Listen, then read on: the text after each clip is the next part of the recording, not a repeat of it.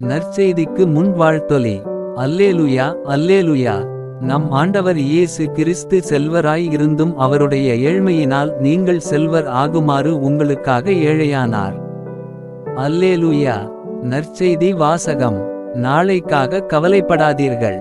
மத்தேயு எழுதிய தூய நற்செய்தியிலிருந்து வாசகம். அதிகாரம் 6 இறை வார்த்தை 24 முதல் 34 வரை. அக்காலத்தில் இயேசு தம் சீடருக்கு கூறியது: எவரும் இரு தலைவர்களுக்கு பணிவிடை செய்ய முடியாது. ஏனெனில் ஒருவரை வெறுத்து மற்றவரிடம் அவர் அன்பு கொள்வார், அல்லது ஒருவரை சார்ந்து கொண்டு மற்றவரை புறக்கணிப்பார். நீங்கள் கடவுளுக்கும் செல்வத்துக்கும் பணிவிடை செய்ய முடியாது. ஆகவே நான் உங்களுக்குச் சொல்கிறேன், உயிர் வாழ எதை உண்பது, எதை குடிப்பது என்றோ, உடலுக்கு எதை உடுத்துவது என்றோ நீங்கள் கவலை கொள்ளாதீர்கள். உணவை விட உயிரும் உடையை விட உடலும் உயர்ந்தவை அல்லவா? வானத்து பறவைகளை நோக்குங்கள், அவை விதைப்பதும் இல்லை, அறுப்பதும் இல்லை, களஞ்சியத்தில் சேர்த்து வைப்பதும் இல்லை.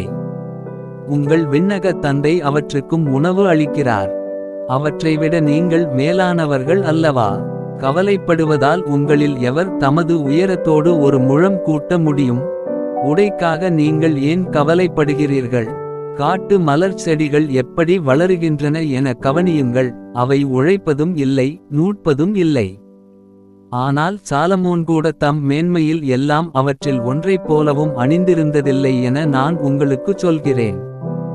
நம்பிக்கை குன்றியவர்களே, இன்றைக்கு இருந்து நாளைக்கு அடுப்பில் எரியப்படும் காட்டுப் புல்லுக்கு கடவுள் இவ்வாறு அணி செய்கிறார் என்றால் உங்களுக்கு இன்னும் அதிகமாய் செய்ய மாட்டாரா? ஆகவே எதை உண்போம், எதை குடிப்போம், எதை அணிவோம் என கவலை கொள்ளாதீர்கள்.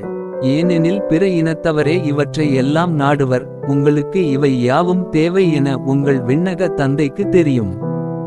ஆகவே அனைத்திற்கும் மேலாக அவரது ஆட்சியையும் அவருக்கு ஏற்புடையவற்றையும் நாடுங்கள். அப்போது இவையனைத்தும் உங்களுக்கு சேர்த்து கொடுக்கப்படும். ஆகையால் நாளைக்காக கவலைப்படாதீர்கள். ஏனெனில் நாளைய கவலையை போக்க நாளை வழி பிறக்கும். அந்தந்த நாளுக்கு அன்றன்றுள்ள தொல்லையே போதும். இது ஆண்டவரின் அருள்வாக்கு.